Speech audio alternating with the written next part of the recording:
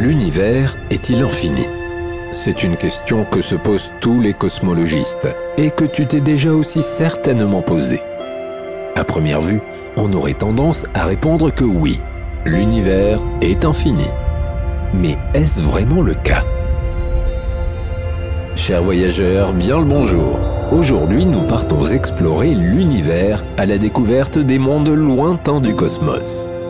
Mais avant de partir pour une nouvelle aventure, pense à liker la vidéo et à t'abonner pour ne rien manquer. Merci et bon voyage!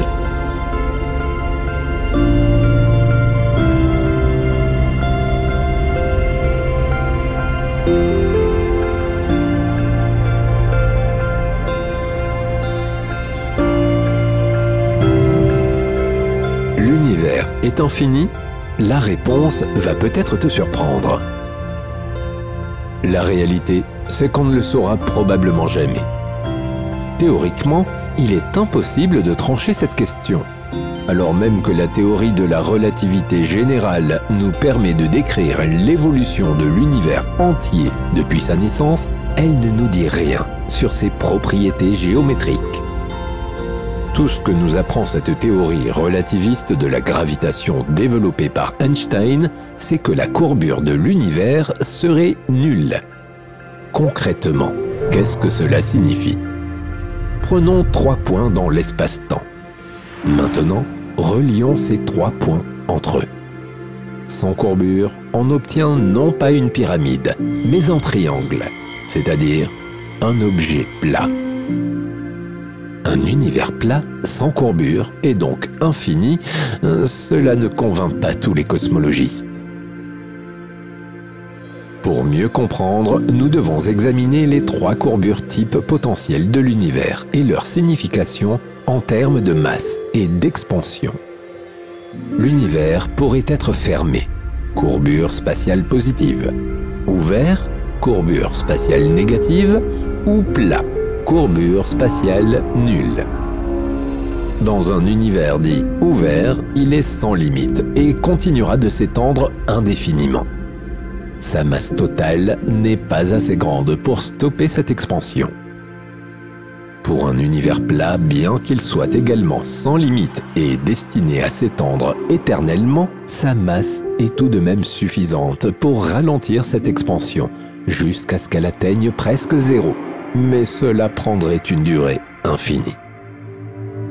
En revanche, dans un univers fermé, la masse est amplement suffisante pour freiner et finalement stopper l'expansion. Cet univers, bien que fini, n'a pas de bords, car il est comparable à une sphère. Quand son expansion cessera, il commencera à se contracter. Ainsi, les galaxies se rapprocheront, menant l'univers à un effondrement sur lui-même. En 2019, la théorie de l'univers plat a été quelque peu ébranlée par l'étude de données recueillies par le télescope spatial Planck de l'ESA. Ces informations, en désaccord avec les données précédemment recueillies pour établir le modèle cosmologique, suggèrent que l'univers pourrait être fini et de forme sphérique, avec une courbure positive de 4%. D'où vient cette hypothèse de l'univers de forme sphérique? Elle est basée sur une photo du fond diffus cosmologique, un rayonnement lumineux qui a été engendré par le Big Bang 380 000 ans après celui-ci. Cette image a été réalisée par le télescope Planck entre 2009 et 2013. On peut voir de nombreuses lentilles gravitationnelles, un phénomène optique qui est créé par les grandes densités de masse. Ces grandes densités tordent la trame de l'espace-temps, ce qui déforme le chemin de la lumière. Plus on observe de déviations, plus cela est un indice de la densité de matière dans l'univers. Et c'est là que la théorie de la relativité entre en jeu. Elle indique qu'au-delà de 5,6 atomes par mètre cube, l'espace se tord en forme de sphère. Or, par le biais du cliché du télescope Planck, les cosmologistes, à l'origine de cette découverte, ont calculé une densité de 6 atomes d'hydrogène par mètre cube. Pour autant, les spécialistes de l'univers ne sont pas tous emballés par cette découverte. La plupart des cosmologistes rappellent que les mesures d'autres télescopes n'indiquent pas de courbure et qu'il faudrait d'autres mesures pour trancher. Mais l'univers observable, lui, est fini. L'univers observable est une fraction de l'univers dans son ensemble, la fraction qui est visible. L'univers observable est fini, car il a un âge fini. L'âge de l'univers est tout simplement la durée écoulée depuis le Big Bang. Il se pourrait que l'univers ait existé avant le Big Bang, mais les modèles cosmologiques actuels ne permettent pas de décrire le comportement de la matière à une température aussi haute et dans une gravité aussi intense qu'au moment du Big Bang. L'âge de l'univers a été établi en 2020 à 13,77 milliards d'années, avec une marge d'erreur de plus ou moins 0,040 milliards d'années. Si l'univers a un âge fini et que la lumière se propage dans le vide à une vitesse finie, alors l'univers observable est fini. Une année-lumière correspond à la distance parcourue par la lumière en une année. Ainsi, la taille de l'univers observable est une sphère de 13,77 milliards d'années-lumière, délimitée par l'horizon cosmologique centré sur la position de l'observateur, qui est pour nous la Terre.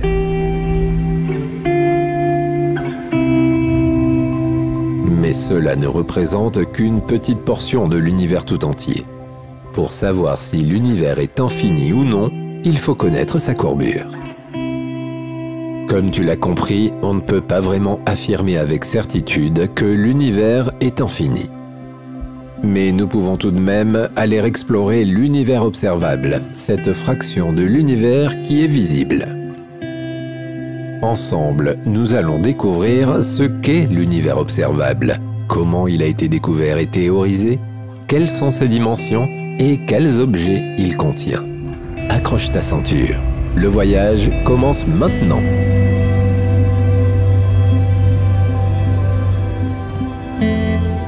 L'univers observable, c'est le nom que l'on donne à la partie visible de notre univers en cosmologie. Comme nous l'avons vu, l'univers observable est fini. Sa limite est appelée l'horizon cosmologique ou horizon cosmique. Cet horizon est la limite de l'univers observable depuis un point donné, généralement la Terre. Il peut correspondre à la limite d'où un rayonnement électromagnétique peut être issu, ou encore la limite d'où un signal de n'importe quel type, par exemple des ondes gravitationnelles ou des neutrinos, peut être reçu. On peut aussi définir l'horizon cosmologique par la limite entre la partie visible de l'univers, composée d'objets dont la lumière aura voyagé pendant moins de 13,7 milliards d'années, et la partie invisible de l'univers, dont les galaxies sont trop lointaines pour que leur lumière ait eu le temps de parvenir jusqu'à nous. Cependant, dire que l'horizon cosmologique se situe à 13,7 milliards d'années-lumière de nous est simplifié, car cela ne prend pas en compte l'expansion de l'univers. Si l'on rajoute l'expansion de l'univers dans la balance, on peut affirmer que les photons émis par l'horizon cosmologique sont situés à plus de 13,7 milliards d'années-lumière de nous aujourd'hui, car la vitesse de l'expansion de l'univers est plus rapide que la vitesse de la lumière. En réalité, les signaux les plus lointains qui parviennent à un observateur sur Terre proviennent du fond diffus cosmologique, un rayonnement qui remplit tout l'univers, mais dont la région d'émission est située à la limite de l'univers observable. Cette région est appelée surface de dernière diffusion. Les modèles cosmologiques utilisés estiment que la surface de dernière diffusion est située aujourd'hui à 46,5 milliards d'années-lumière de nous, à cause de l'expansion de l'univers.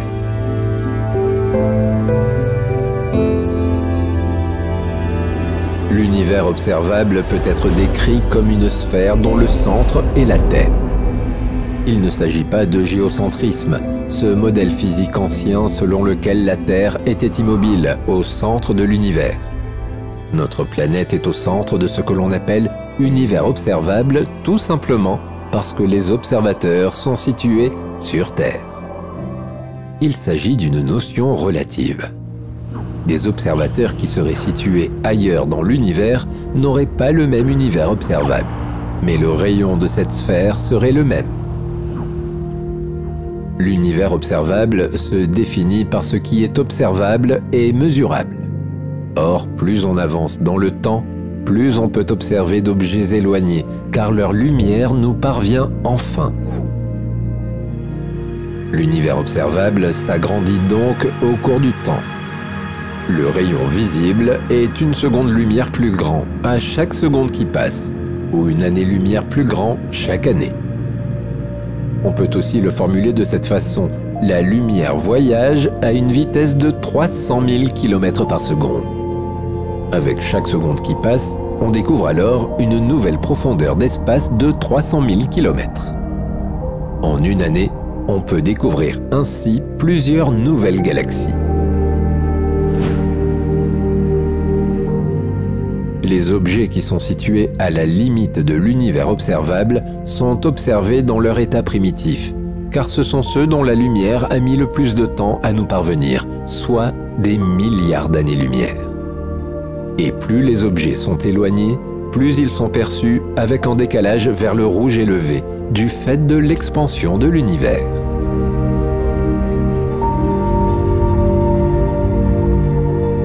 Le principe cosmologique d'homogénéité et d'isotropie est important pour mieux comprendre l'univers observable. Ce principe est l'un des 4 principes cosmologiques, qui sont en fait des hypothèses simplificatrices indispensables pour appréhender la cosmologie sans devoir connaître les vitesses et les positions de toutes les particules dans l'espace, ce qui serait impossible. Le principe cosmologique d'homogénéité et d'isotropie est aujourd'hui considéré comme vérifié. Il énonce d'abord que l'univers est spatialement homogène. Autrement dit, son apparence générale ne dépend pas de la position de l'observateur. Ce postulat s'inscrit dans la continuité du principe de Copernic, énoncé par opposition au géocentrisme, selon lequel il n'y a pas de point de vue privilégié dans l'univers. Le principe cosmologique d'homogénéité et d'isotropie suppose également que l'univers observable est isotrope, c'est-à-dire que son aspect ne dépend pas de la direction dans laquelle on l'observe. Par exemple, le taux d'expansion de l'univers, c'est-à-dire la vitesse de récession apparente des galaxies situées à une distance donnée, est le même quelle que soit la direction dans laquelle on l'observe. L'univers observable est ainsi comme une boule dont l'observateur est le centre, et le rayon, la distance parcourue par un signal lumineux pendant le temps d'existence de l'univers à cet instant. Même si on parle d'univers observable, tu dois quand même savoir que certaines régions de l'univers observable ne sont pas visibles. Par exemple, on ne peut pas observer les régions qui sont situées derrière les trous noirs, qu'il s'agisse de trous noirs stellaires ou supermassifs. Rappelons brièvement la différence entre les deux.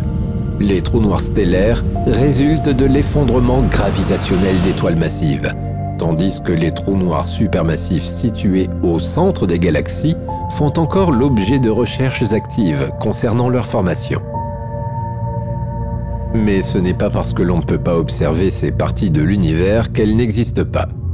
Les modèles théoriques actuels nous permettent d'appréhender l'univers dans son ensemble, même si on ne peut en voir qu'une fraction.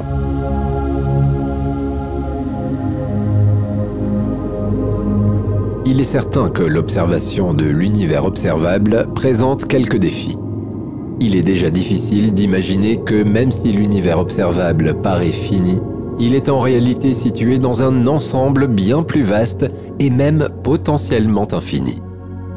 Il peut aussi être difficile de concevoir que même si on peut observer et mesurer l'univers, on ne le verra jamais tel qu'il est au moment où on l'observe. La notion de temps de regard vers le passé, ou look back time en anglais, est importante pour comprendre cela. Le temps de regard vers le passé est une estimation du moment depuis lequel a été émise la lumière d'un objet astronomique lointain. Cette estimation est calculée en fonction du décalage vers le rouge de cet objet. On va estimer l'âge de l'objet de temps cosmique, puis convertir en années-lumière pour connaître la distance parcourue par la lumière entre cet objet et la Terre. Prenons l'exemple de la galaxie primordiale HUDF JD2. Une galaxie primordiale est une galaxie qui s'est formée directement à partir de matière ordinaire et de matière noire dans l'univers primitif, c'est-à-dire seulement quelques centaines de millions d'années après le Big Bang. Les galaxies primordiales s'opposent aux galaxies qui se sont formées plus tardivement ou qui se sont formées par la fusion de deux galaxies antérieures. HUDF JD2 est l'une des quelques 10 000 galaxies du champ ultra-profond de Hubble, réalisé par le télescope spatial du même nom en 2004. Elle est notable pour sa masse de 600 milliards de masses solaires.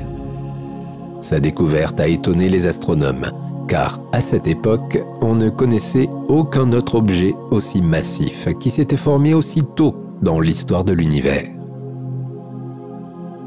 Les objets lointains comme HUDF JD2 n'apparaissent pas comme ils sont au moment où on les observe, mais comme ils étaient au moment de l'émission de leur lumière. Lorsque l'on observe HUDF JD2, on observe donc la galaxie telle qu'elle était il y a plusieurs milliards d'années.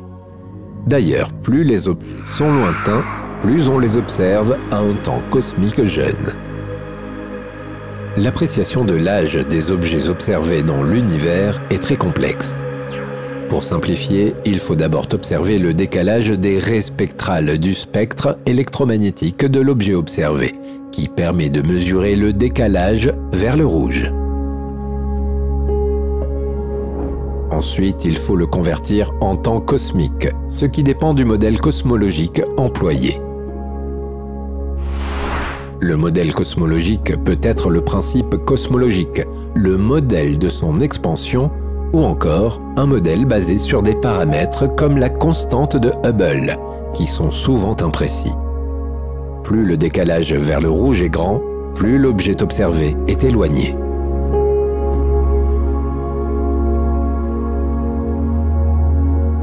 Il faut également différencier la distance à la réception de la lumière et la distance à l'émission. La distance à la réception est la distance à laquelle l'objet nous apparaît lorsque l'on reçoit le signal. Elle est plus grande que la vitesse de la lumière, du fait de l'expansion de l'univers. La distance à l'émission est la distance à laquelle ils étaient au moment de l'émission de leur lumière. Cette distance est donc plus proche de nous. Un autre défi de l'observation de l'univers est le fait que les objets sont de moins en moins visibles à mesure de leur éloignement. Plus les objets sont lointains, moins la lumière reçue est visible et énergétique. C'est l'une des raisons de la finitude de l'univers observable. À une certaine distance, les objets ne peuvent plus être observés et ne font donc plus partie de l'univers visible. En raison de l'expansion de l'univers, les distances des différents objets qui composent l'univers observable sont en perpétuel mouvement.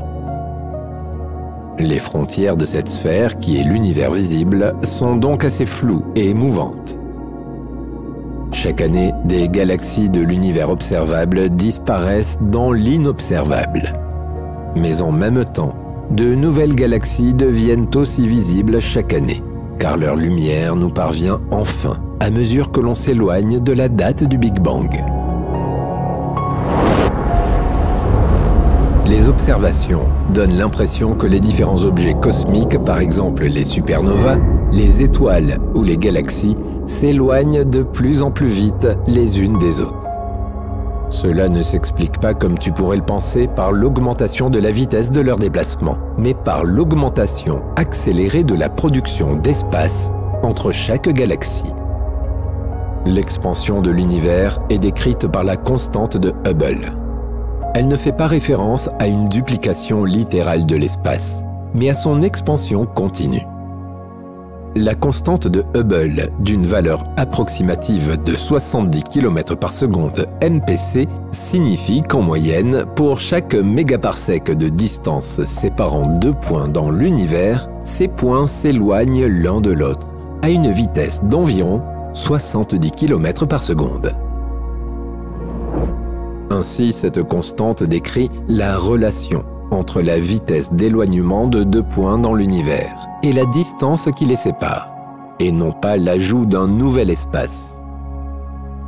Tout cela est déjà bien complexe. Et pourtant, il y a encore d'autres paramètres à prendre en compte pour comprendre comment fonctionne l'univers observable.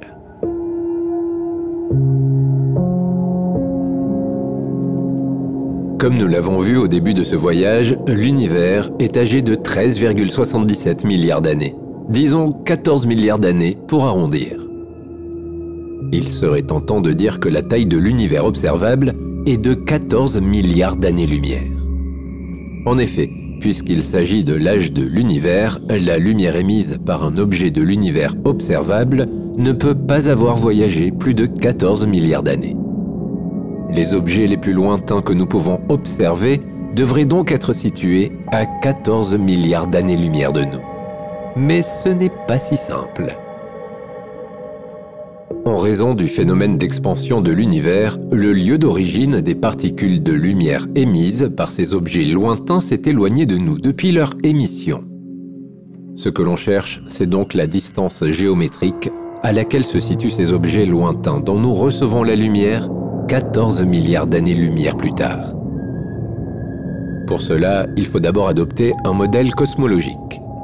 Puis, à partir de la vitesse d'expansion de l'espace, il faut en déduire la distance dont se seront éloignés ces objets depuis l'émission des photons. En se basant sur le modèle cosmologique actuel, les cosmologistes estiment que le rayon de l'univers observable est d'environ 46,5 milliards d'années-lumière aujourd'hui. L'univers observable serait donc une sphère centrée sur la Terre, avec un rayon de 46,5 milliards d'années-lumière, soit 450 000 milliards de kilomètres. Le diamètre de l'univers observable serait donc estimé à 93 milliards d'années-lumière. Il est aussi intéressant de souligner que nous ne pouvons théoriquement observer les objets que jusqu'à la distance du fond diffus cosmologique, soit environ 380 000 ans après le Big Bang, lorsque l'univers s'était assez refroidi pour permettre aux électrons de se joindre aux noyaux atomiques. Ce phénomène a permis de libérer les photons, donc la lumière, jusqu'alors prisonnier d'un brouillard de matière, et de stopper l'effet Compton. Ainsi, les photons ont pu survivre assez longtemps pour atteindre la Terre et être observés par nos instruments. L'effet Compton, aussi appelé diffusion Compton, est un phénomène qui a été découvert en 1923 par le prix Nobel de physique Arthur Compton. Ce phénomène résulte de la collision entre la particule photon et l'électron. Il montre que le photon est une véritable particule caractérisée par une énergie et une quantité de mouvement. Cette découverte a changé beaucoup de choses, car elle a montré que la lumière pouvait se comporter comme un faisceau de particules, alors qu'elle était jusque-là uniquement décrite comme une onde. Revenons à cette période de 380 000 ans après le Big Bang. Il serait théoriquement possible d'extraire des informations des 380 000 ans qui se sont écoulés après le Big Bang et avant que l'univers soit assez refroidi pour que ces photons puissent nous parvenir. Pour cela, il faudrait détecter des ondes gravitationnelles ou des neutrinos fossiles, ce qui pour le moment n'a jamais été découvert. Ce que tu dois retenir, c'est qu'il ne faut pas confondre la taille de l'univers observable, qui est limitée par l'horizon cosmologique, et sa taille géométrique. Cette différence est importante, car elle permet de comprendre des choses qui peuvent, à première vue, sembler paradoxales, comme le fait que l'on puisse observer une galaxie située à 16 milliards d'années-lumière de nous, alors que le Big Bang n'a eu lieu qu'il y a 13,7 milliards d'années. Dans cet exemple, 16 milliards d'années-lumière correspondent à la distance géométrique de la galaxie en question, compte tenu de l'expansion de l'univers, mais au moment où la lumière qui nous parvient aujourd'hui a été diffusée. Elle pouvait être située à 10 milliards d'années-lumière de nous seulement, par exemple.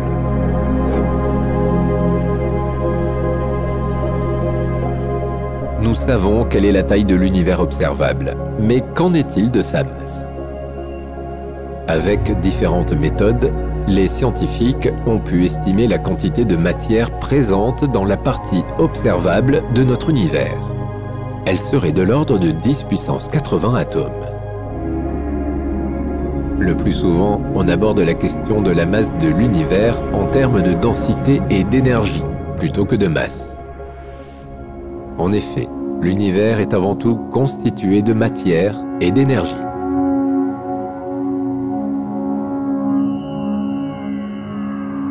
Nous avons évoqué plusieurs fois depuis le début de notre voyage l'âge de l'univers observable, qui a été estimé à environ 13,77 milliards d'années. C'est un âge fini, qui représente la durée qui s'est écoulée depuis le Big Bang, ou l'apparition de l'espace-temps. Déterminer l'âge de l'univers est un défi sur lequel travaillent depuis longtemps les astronomes. Ce n'est que récemment que des chercheurs de l'université Cornell aux États-Unis ont estimé cet âge à 13,77 milliards d'années, avec une marge d'erreur de 40 millions d'années.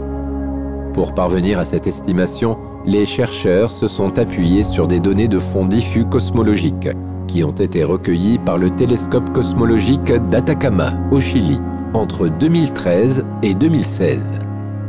Ils ont également confirmé leur estimation avec les données et mesures réalisées par l'Observatoire spatial Planck de l'ESA entre 2009 et 2013. Cet âge, estimé par les chercheurs de l'université Cornell, est des centaines de millions d'années moins jeune que celui qui avait été estimé en 2019. Cet âge a plusieurs implications. Tout d'abord, la lumière émise par un objet cosmique ne peut pas avoir voyagé plus de 13,8 milliards d'années. La lumière émise par les objets les plus éloignés que nous pouvons détecter à la limite de l'univers observable a donc mis 13,8 milliards d'années à nous parvenir. 13,8 milliards d'années, c'est ce que l'on appelle la distance comobile entre nous et le point le plus éloigné de l'univers observable. Mais ce n'est pas la distance géométrique entre ces deux points, comme nous l'avons vu tout à l'heure. La distance géométrique diffère en raison de l'expansion de l'univers, et elle est de 46,5 milliards d'années-lumière.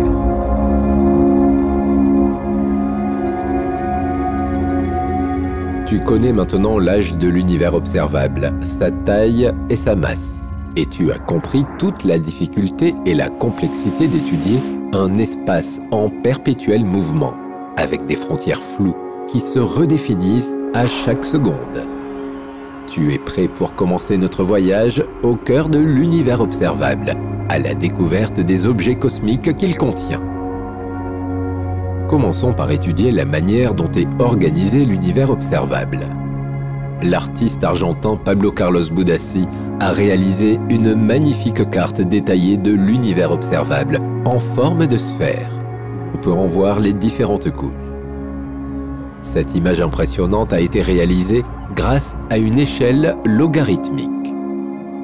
L'artiste a en effet travaillé à partir des données astronomiques obtenues par une équipe de l'université de Princeton, aux États-Unis. Le résultat est bluffant. C'est comme si on voyait l'univers observable entier en fish-eye à travers un trou de serrure.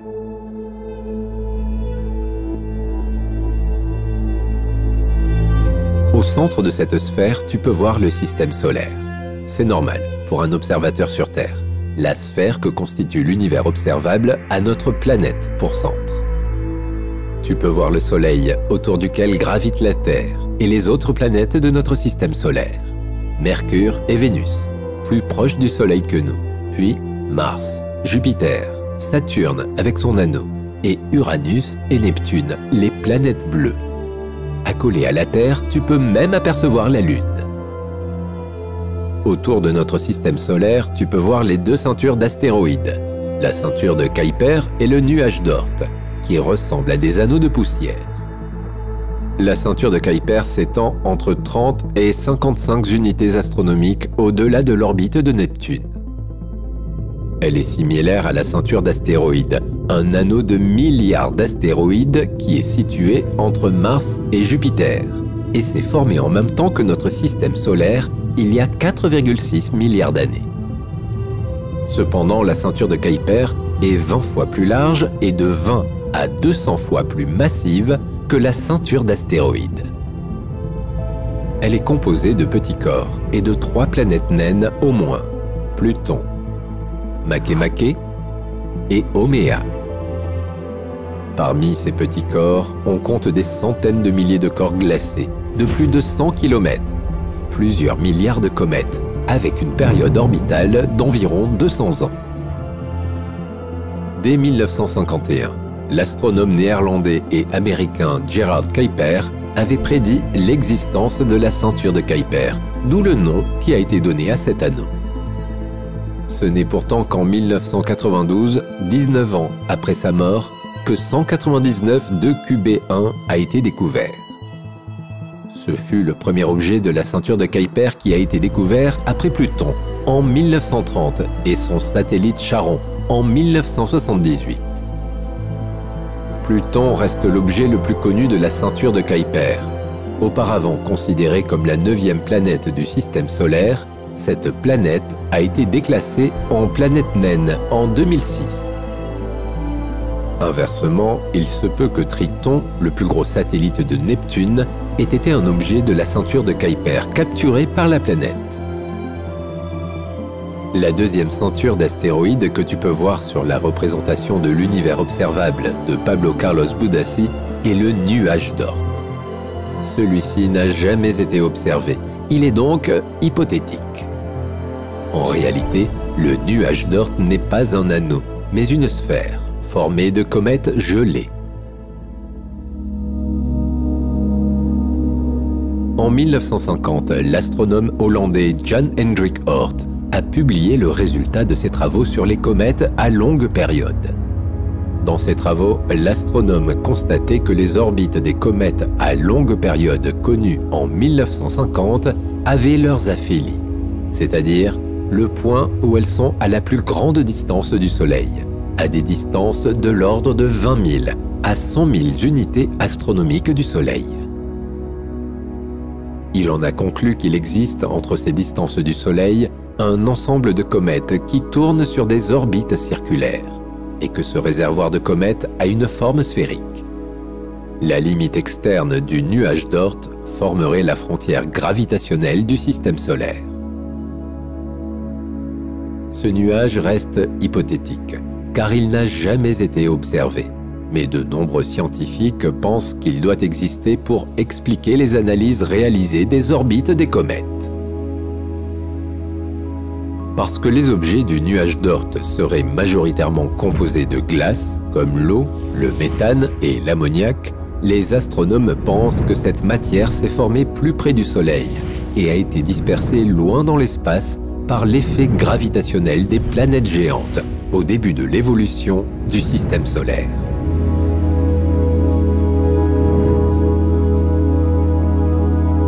Continuons notre exploration de l'univers observable.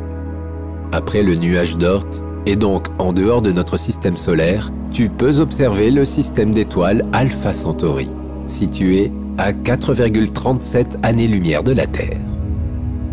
Alpha Centauri, ou Alpha du Centaure, est le système stellaire et planétaire le plus proche du système solaire.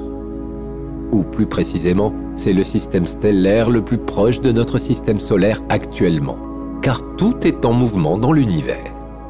Cependant, ce système devrait garder son statut assez longtemps, car il faut tout de même, à notre Soleil, 230 millions d'années pour faire le tour de la Voie lactée. Le système Alpha Centauri est composé de 3 étoiles, Alpha Centauri A, Alpha Centauri B et Alpha Centauri C, la plus connue, aussi appelée Proxima Centauri. Les étoiles A et B forment une étoile double, et Proxima Centauri est une naine rouge, moins lumineuse. Cette dernière aurait été capturée par le système stellaire double, ce qui fait qu'elle est maintenant liée gravitationnellement à ces deux étoiles. Elle a d'ailleurs été découverte assez tardivement, en 1915 seulement.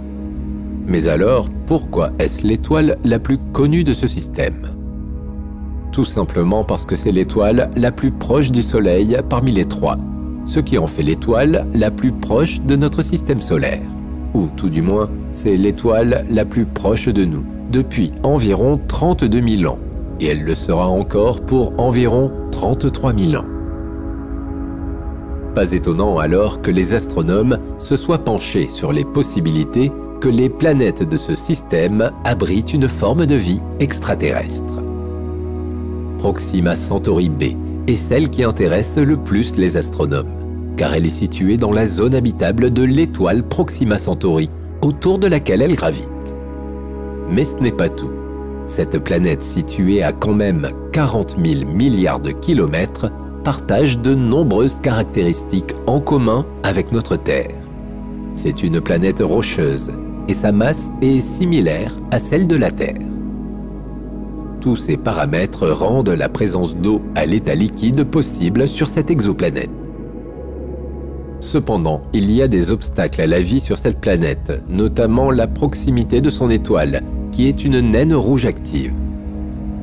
La planète reçoit donc 400 fois plus de rayons X que nous recevons sur Terre.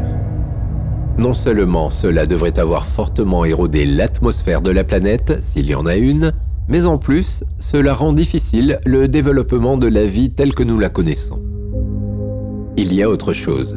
Même si nous n'avons pas pu le vérifier de nos propres yeux, il est fort probable que la planète et son étoile soient verrouillées gravitationnellement, ce qui signifie que Proxima Centauri B présente toujours la même face à son étoile. Il y aurait donc sur cette planète un hémisphère où il fait en permanence nuit et froid, et un autre où il fait bien trop chaud pour permettre l'existence de l'eau à l'état liquide, et donc le développement de la vie. Les astronomes ne perdent cependant pas espoir. Il se peut que des régions habitables existent le long du terminateur, c'est-à-dire la ligne fictive qui sépare ces deux hémisphères extrêmes. Dans cette zone, les températures seraient tempérées. Et si la planète dispose d'une atmosphère suffisamment épaisse, elle pourrait même opérer des transferts thermiques d'une face à l'autre de la planète, ce qui augmenterait considérablement la taille des zones potentiellement habitables.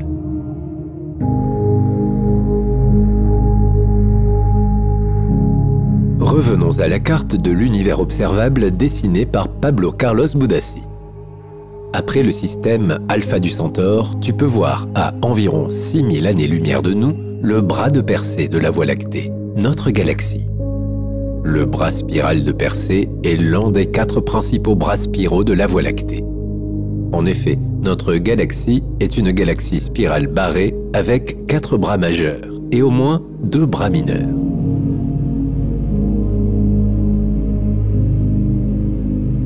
Situé entre le bras du Cygne et le bras du Sagittaire, on le nomme ainsi du fait de sa proximité avec la constellation de Persée.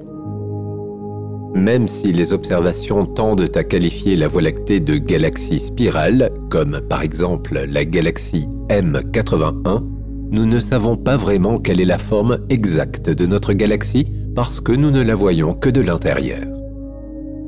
Les astrophysiciens utilisent diverses méthodes pour faire des modélisations 3D de notre galaxie en déterminant les positions relatives des objets qui y sont présents. Pour cela, l'une des méthodes consiste à mesurer la position dans le ciel des étoiles et des nuages interstellaires, ainsi que leur vitesse par rapport à nous. Ainsi, on peut en déduire leur distance.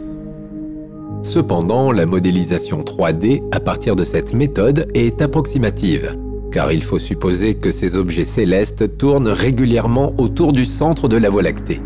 et qu'il n'y a pas de mouvements aléatoires et d'interférences de matière. Une autre méthode consiste à mesurer les distances des étoiles en utilisant la parallaxe entre deux observations successives pour deux positions opposées de la Terre par rapport au Soleil. C'est grâce au satellite européen Gaïa consacré à l'astronomie que les scientifiques ont pu mettre en œuvre cette méthode. Les résultats obtenus ont été confrontés aux données spectrométriques sur la présence de poussière interstellaire, afin de prendre en compte la quantité de matière interstellaire entre nous et chaque étoile. Avec cette méthode, les astrophysiciens ont pu modéliser le bras de Persée et se sont rendus compte qu'en réalité, il apparaît beaucoup plus dispersé qu'on ne le pensait. Il se pourrait donc que la Voie lactée ne soit pas une galaxie spirale de grand style, comme Messier 81, mais plutôt une galaxie avec des bras spiraux courts et fragmentés, comme Messier 83.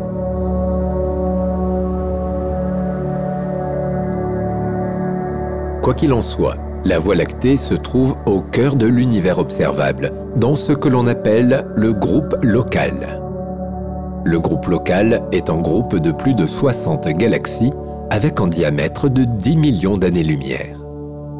Les deux galaxies les plus massives du groupe local sont la Voie lactée et la galaxie d'Andromède, ou M31. Toutes deux des galaxies spirales, elles sont séparées d'environ 2,5 millions d'années-lumière. Et pourtant, il est très probable qu'un jour, elles entrent en collision. En effet, elles se rapprochent l'une de l'autre à plus de 400 000 km/h. Mais cette collision devrait avoir lieu dans 4,5 milliards d'années. Pour commencer, les êtres humains ne seront certainement plus sur Terre, car notre Soleil aura entamé sa transformation en géante rouge. La vie sur Terre prendra fin dans 2,8 milliards d'années. Mais cette collision ne présenterait aucun danger pour notre système solaire, car les distances entre les étoiles sont si grandes que la probabilité que deux systèmes stellaires se rencontrent reste très faible. En fait, tout ce que pourrait provoquer cette collision entre deux galaxies, c'est la destruction de quelques étoiles, la naissance d'autres étoiles et la création d'une nouvelle méga-galaxie avec un trou noir supermassif, composé des deux trous noirs de la Voie lactée et de la galaxie d'Andromède. Tu l'auras compris, la galaxie d'Andromède est l'une des plus importantes voisines de notre galaxie. C'est pourquoi elle est représentée sur l'image de Pablo Carlos Budassi. Tu en entendras peut-être aussi parler sous les noms de M31 ou NGC 224. Plus grande que la Voie lactée, elle a un diamètre de 220 000 années-lumière et elle est située à 2,55 millions d'années-lumière du Soleil, dans la constellation d'Andromède. Confondue avec une nébuleuse jusque dans les années 1920, cette galaxie est magnifique et surtout très lumineuse. Elle contiendrait environ 1000 milliards d'étoiles, soit 2 à 5 fois plus que notre galaxie, pour une luminosité totale qui équivaut à 26 milliards de fois celle du Soleil. Elle est donc 25% plus lumineuse que la Voie lactée. Mais cela ne va peut-être pas durer, car le taux de formation stellaire de notre galaxie est 3 à 5 fois plus élevé que celle de la galaxie d'Andromède. En plus de cela, notre galaxie contient 2 fois plus de supernovas. Donc il est possible qu'un jour, dans un futur lointain, sa luminosité surpasse celle de sa rivale, la galaxie d'Andromède. Découverte dès l'an 964, observée en 1612 et photographiée pour la première fois en 1887, la galaxie d'Andromède est connue depuis longtemps. Et pour cause, c'est l'une des rares galaxies que tu peux observer depuis la Terre à l'œil nu. Plus précisément, depuis l'hémisphère nord. Et oui, cette galaxie a un diamètre apparent de 6 fois le diamètre apparent de la Lune depuis la Terre. Cette galaxie se serait formée relativement récemment, c'est-à-dire il y a moins de 3 milliards d'années, alors que la Terre existait déjà.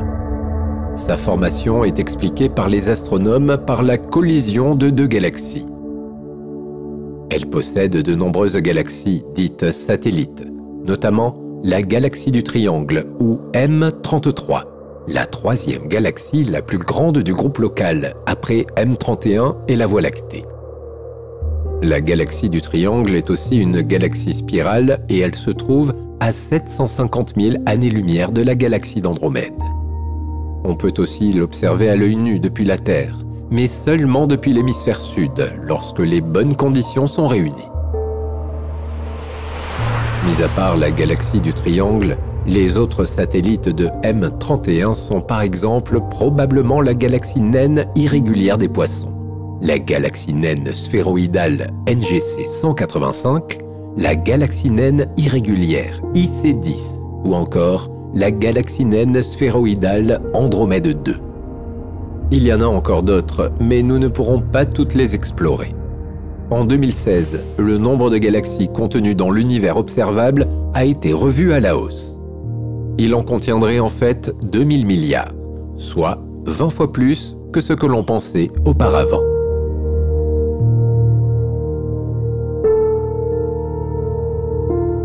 Cette découverte, publiée dans The Astrophysical Journal, a été faite par une équipe de chercheurs internationale, menée par Christopher Consellies de l'Université de Nottingham. Les chercheurs ont converti des images de champs profonds de Hubble en images 3D, en comptant les galaxies existantes par tranche d'espace-temps, jusqu'à remonter à 13 milliards d'années dans le passé. À chaque période, ils ont évalué la densité de galaxies, même si plus on s'éloigne dans le passé, plus la tâche est compliquée. En effet, plus les galaxies sont lointaines, moins elles sont visibles ou plus elles sont décalées vers le rouge. Ils ont donc utilisé des modèles mathématiques permettant de déduire le nombre de galaxies en fonction de l'époque. Leur conclusion ? La densité de galaxies évolue inversement à l'âge de l'univers. Leur étude a permis de montrer que les galaxies ne sont pas uniformément réparties dans le temps. Lorsque l'univers était encore jeune, c'est-à-dire âgé de quelques milliards d'années seulement, le nombre de galaxies présentes dans un volume d'espace donné était 10 fois plus grand que dans l'univers proche. Mais la plupart de ces galaxies étant des galaxies naines comme on en trouve dans la Voie lactée, 90% ne sont pas détectables avec les télescopes actuels. Cette étude pose de nombreuses questions, notamment sur la manière dont l'univers a évolué pour réduire à ce point le nombre de galaxies. Peut-être avec des fusions galactiques.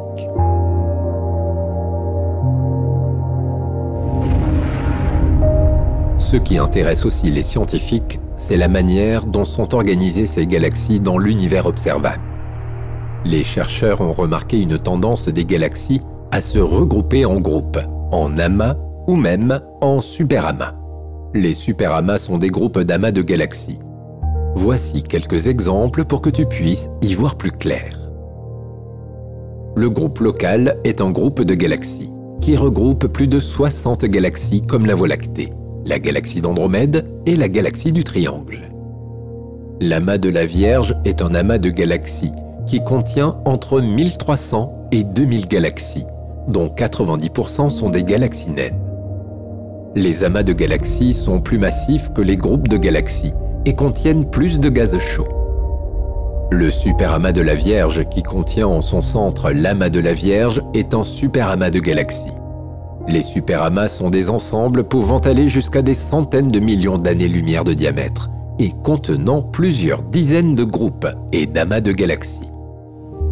Ils sont intéressants pour les scientifiques, car c'est à l'échelle des superamas que l'on peut se rendre compte de l'expansion de l'univers.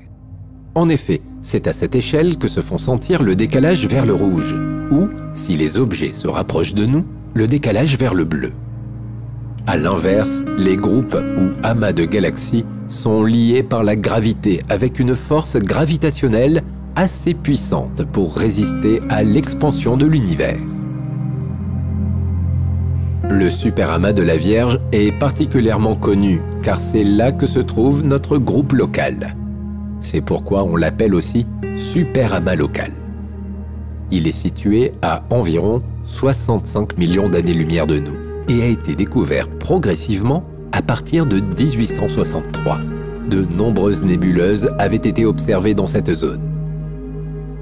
Il a été établi que ce superamas était bien une structure et non un simple regroupement de nébuleuses dans les années 70-80. Contrairement à la galaxie d'Andromède, le superamas de la Vierge n'est pas très lumineux. En fait, il est très peu lumineux par rapport au nombre d'étoiles qu'il contient, ce qui a amené les scientifiques à conclure qu'il est en grande partie composé de matière noire. Il y a bien d'autres superamas dans l'univers observable. Le superamas le plus proche du superamas local est le superamas de l'Hydre Centaure, qui regroupe en fait deux superamas, le superamas du Centaure et le superamas de l'Hydre. Ce superamas est lui aussi plutôt connu du grand public, car il contient le fameux Grand Attracteur, cette mystérieuse zone vers laquelle converge le groupe local et le superamas de la Vierge, à une vitesse d'environ 625 km par seconde. Cette zone est en fait située près de l'amas de la Règle, le troisième sous-ensemble du superamas de l'Hydre Centaure. Elle exerce une force gravitationnelle tellement puissante que toute la matière dans un rayon d'environ 165 millions d'années-lumière s'y déverse. Les superamas de l'Hydre et du Centaure sont souvent étudiés ensemble, bien qu'ils soient bien deux superamas distincts, séparés de 150 à 200 millions d'années-lumière. Le superamas du Centaure n'est pas facilement observable depuis la Terre, car la région du ciel dans laquelle il se trouve est traversée par la Voie lactée. C'est pour cela que les photographies de ce superamas ne sont pas très précises et obscurcies par de nombreuses étoiles en premier plan. Mais le superamas du Centaure est quand même intéressant, car il contient 4 amas riches en galaxies et des centaines de plus petits groupes de galaxies. Quant au superamas de l'Hydre, il ne contient qu'un seul amas riche de galaxies, car il ne s'étend que sur 100 millions d'années-lumière environ. Cet amas est l'amas de l'Hydre, et il reste l'un des 3 plus grands amas de galaxies, à moins de 200 millions d'années-lumière de nous. Parmi les superamas connus, il y a aussi le superamas de Chapley, situé à 650 millions d'années-lumière de nous, dans la constellation du Centaure. Cet ensemble est gigantesque. Voici un peu de mise en contexte pour que tu te rendes compte de l'immensité de ce superamas. Notre petite planète est située dans la Voie lactée, qui est elle-même située dans le groupe local. Notre groupe de galaxies se trouve dans le superamas de la Vierge, qui est, avec le superamas de l'Hydre Centaure et le superamas du Pan indien, l'un des 3 superamas d'un ensemble plus vaste, appelé l'Aniakea. Et au-delà de l'Aniakea, il y a le superamas de Chapley, un superamas encore plus grand par lequel est attiré l'Aniakea.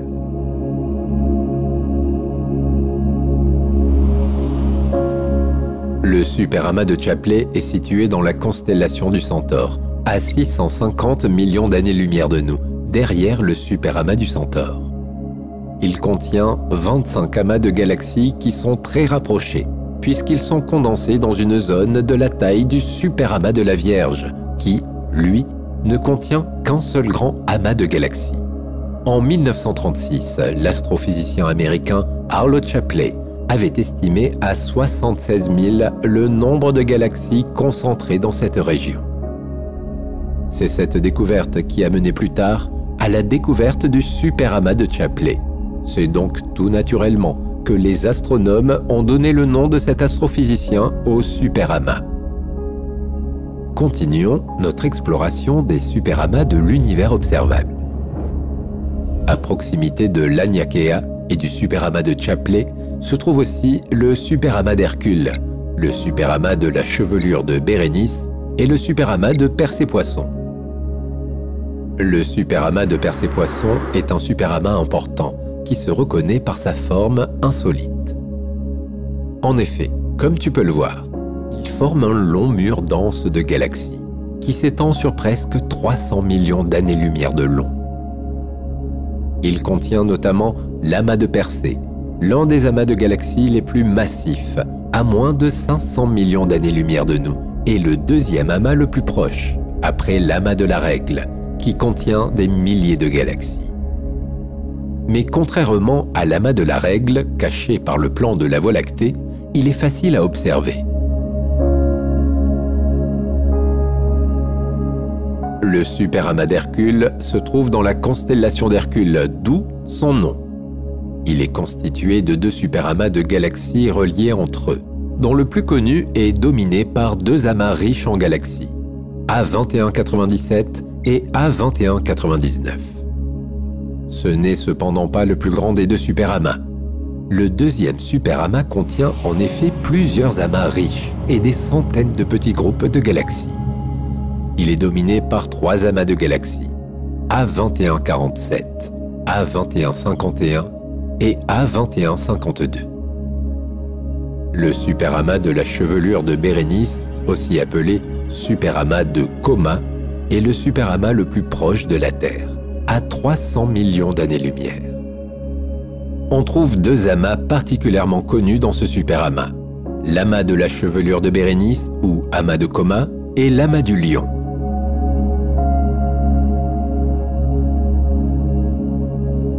En plus d'être intéressants pour comprendre l'expansion de l'univers, les superamas permettent aux scientifiques de mieux comprendre l'organisation de la matière dans l'univers observable.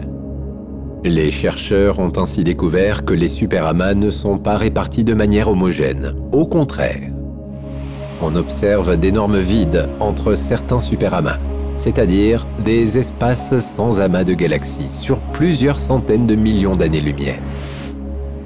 Plus de 90% de l'univers serait ainsi constitué de vide. Cela t'étonne? En fait, c'est plutôt logique. Lorsque tu regardes le ciel, tu ne vas pas pointer ton télescope vers des zones de vide, mais vers les zones où tu peux voir de multiples points lumineux. De même, les chercheurs, quelle que soit leur motivation, pour trouver une planète habitable, comprendre la formation des étoiles ou l'organisation de l'univers, vont plutôt observer les régions du ciel où l'on peut voir des planètes, des étoiles et des galaxies. Résultat, les images que tu peux voir, comme les photographies du télescope James Webb, ne sont pas représentatives de l'univers dans son ensemble. Certains vides sont particulièrement connus, car ils sont très étudiés par les chercheurs, notamment le vide du Bouvier, qui est voisin du superamas de Chapley, et dont l'une des bordures est délimitée par le superamas d'Hercule. Le vide du Bouvier est appelé ainsi car les quelques galaxies qu'il comporte sont voisines de la constellation du Bouvier. Et oui, on dit qu'il s'agit d'un vide, car il contient très peu de galaxies. Mais cela ne veut pas dire qu'il n'y a vraiment rien dans cette région. En fait, les vides dans l'univers sont des régions où l'on trouve sensiblement moins de matière que la moyenne. Aussi appelé le grand vide, le vide du Bouvier a une forme de sphère de près de 330 millions d'années-lumière de diamètre, ce qui en fait l'un des plus grands vides connus de l'univers observable. Il est d'ailleurs qualifié de supervide. Il a finalement été découvert plutôt par hasard. C'est une équipe menée par l'Américain Robert Kirshner, professeur à Harvard, qui a découvert ce vide en 1981, à l'occasion d'un relevé des décalages vers le rouge des galaxies. Des astronomes ont par la suite découvert quelques galaxies dans cette région apparemment vide, mais pas beaucoup. En 1997, on estimait à 60 le nombre de galaxies dans le vide du Bouvier. Ces galaxies sont isolées et éloignées les unes des autres, de sorte qu'elles sont réparties dans un volume près de 2,5 fois plus grand que celui du superamas de la Vierge, qui contient plus de 10 000 galaxies. En fait, ces galaxies sont tellement isolées au sein du vide du Bouvier que si la Voie lactée se trouvait au centre de ce vide, nous n'aurions pas su qu'il existait d'autres galaxies avant le milieu du siècle dernier.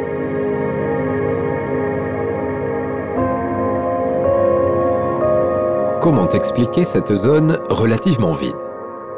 L'une des théories qui a été avancée est que le vide se serait formé à partir d'autres vides, à la manière dont plusieurs bulles de savon peuvent s'agglomérer pour en former une plus grande. Ce phénomène par lequel plusieurs substances identiques mais dispersées ont tendance à se réunir est appelé coalescence. Mais alors, comment se sont formés les premiers vides, ceux qui se sont réunis pour former les supervides comme le vide du Bouvier? Ces vides ont certainement été de très petites irrégularités au début de l'univers, qui se sont agrandis considérablement avec l'expansion de l'univers. Le vide du Bouvier n'est qu'une des nombreuses régions de vide que l'on trouve dans l'univers observable. Des milliers de zones de vide ont été cataloguées par les chercheurs, avec des diamètres variés, allant de 30 à 300 millions d'années-lumière. Très proche de notre groupe local, on trouve également le vide local, dont la taille est estimée à environ 200 millions d'années-lumière. Pas très loin, tu peux voir aussi le supervide local boréal, qui est dépourvu de tout amas galactique sur près de 340 millions d'années-lumière de diamètre. Et si l'on extrapole la définition du vide cosmique, nous nous trouvons actuellement dans le plus grand vide connu de l'univers observable, le vide KBC. Il est 7 fois plus grand que la moyenne et s'étend sur près de 2 milliards d'années-lumière. Il englobe notre galaxie et des milliers d'autres autour de nous. C'est l'une des régions les moins denses de l'espace. Cela signifie que si nous habitions sur une autre planète, en dehors de ce vide KBC, nous aurions certainement un ciel nocturne plus étoilé et moins sombre que celui de la Terre. L'étude des vides intéresse de plus en plus les chercheurs, qui y voient là l'occasion de mieux comprendre l'organisation de l'univers observable. En effet, les contours de ces zones de vide sont dessinés par les filaments de galaxies formés par les superamas. Ou plutôt, comme le pensent les chercheurs, ce sont les vides qui ont poussé les galaxies à se regrouper en grappes ou en filaments pour former des amas et des superamas. À mesure que l'univers vieillit, l'espace à l'intérieur des vides gagne en volume et la matière qui l'entoure se déplace et se tasse.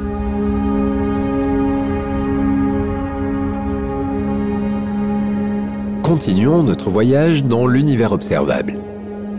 Tu as devant toi la plus grande structure connue à ce jour de l'univers observable, le grand mur d'Hercule et de la couronne boréale, nommé d'après les constellations dans lesquelles il se situe. Situé à 10 milliards d'années-lumière de nous, le Grand Mur est une immense structure de 10 milliards sur 7,2 milliards d'années-lumière. C'est le plus grand filament galactique connu à ce jour. Il contient plusieurs milliers de galaxies, réparties en amas et en superamas, notamment le superamas de la chevelure de Bérénice. Découvert en 2013, il a battu le record détenu depuis 2003 par le Grand Mur de Sloan, qui, avec ses dimensions de 1,3 milliard d'années-lumière, était considéré comme la plus grande structure de l'univers observable. Le Grand Mur de Sloan est plus proche de nous, à 1 milliard d'années-lumière seulement.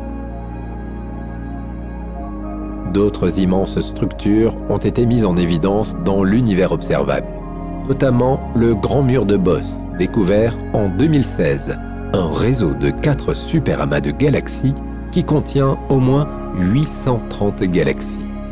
Avec une masse de 10 000 fois celle de la Voie lactée, cette superstructure a de quoi impressionner.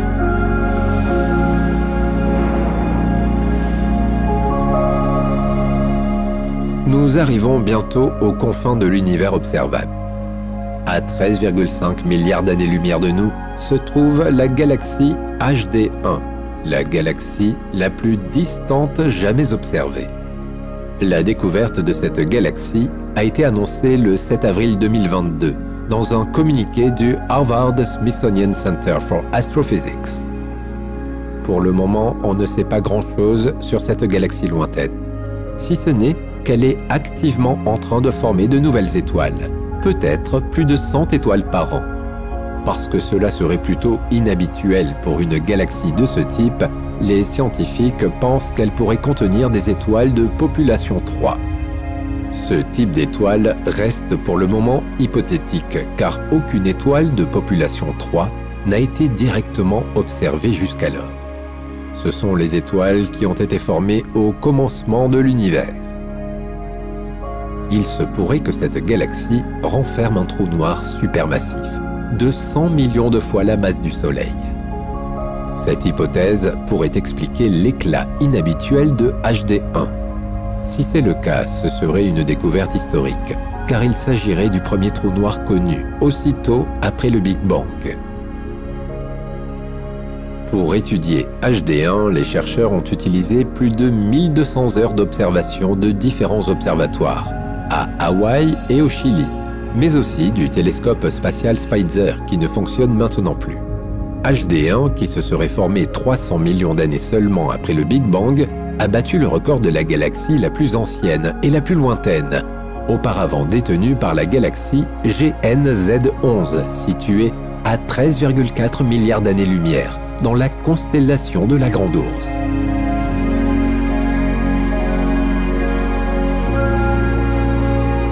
Toutes les structures que nous avons observées au cours de ce voyage forment ce que l'on appelle la toile cosmique. Un terme qui décrit bien les filaments interconnectés de galaxies, qui se tissent et s'organisent comme une gigantesque toile d'araignée autour des vides de l'univers et délimite des espaces riches en matière. Cette impressionnante représentation en 3D de la toile cosmique a pu être captée grâce à Roland Bacon, chercheur au Centre de recherche astrophysique de Lyon et au CNRS, et à son équipe. Elle est le résultat de 140 heures d'observation d'une région du ciel avec le Very Large Telescope de l'Observatoire européen austral au Chili, couplé à l'instrument MUSE. Sur cette image, tu peux voir plusieurs filaments de la toile cosmique, tels qu'ils étaient 1 à 2 milliards d'années seulement après le Big Bang.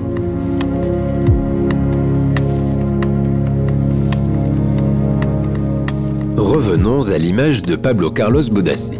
Autour de la toile cosmique, sur les bords de la sphère, tu peux voir le fond diffus cosmologique, qui est en fait le reste des premiers rayonnements de l'univers, environ 380 000 ans après le Big Bang, lorsque la lumière, jusqu'alors prisonnière de la matière, s'est échappée. Pourquoi ce nom de fond diffus cosmologique? Diffus parce qu'il ne provient pas d'une source localisée. Cosmologique parce qu'il serait présent dans tout l'univers observable. On l'appelle aussi rayonnement fossile, car il est présent depuis les premiers instants de l'univers. Quoi qu'il en soit, il avait été prévu dès 1948 et fut découvert peu après, en 1964, un peu par hasard. Sa découverte a validé le modèle cosmologique basé sur l'idée du Big Bang.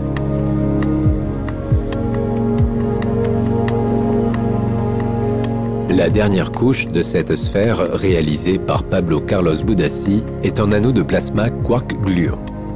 Cet anneau se trouve à la frontière de l'univers observable. Au-delà, c'est l'inconnu. Ce plasma invisible correspond à l'horizon cosmologique. Mais qu'est-ce que ce plasma de quarks et de gluons? C'est un état de la matière qui existe à des températures ou à des densités extrêmement élevées. Ce n'est ni solide, ni liquide, ni gazeux. C'est comme une soupe de quarks et de gluons. Lorsque l'univers était chaud, le noyau des atomes se serait vaporisé, ce qui a donné un gaz de hadron. Autrement dit, pas un gaz de molécules ou d'atomes, mais un gaz avec des protons, des neutrons et d'autres particules de quarks et antiquarks. Ce plasma était certainement présent durant les 20 à 30 premières microsecondes après le Big Bang. Et il se pourrait aussi qu'on en retrouve au sein de certaines étoiles très denses. Mais impossible de l'étudier directement. Pour cela, les chercheurs le recréent en laboratoire, dans des accélérateurs de particules. Nous sommes maintenant arrivés à la fin de ce voyage à travers l'univers observable. Alors oui, l'univers est probablement infini. Mais l'univers observable, lui, peut être étudié jusqu'à ses confins. Et peut-être qu'un jour, grâce à l'étude de notre univers, nous arriverons enfin à percer tous les mystères de son origine.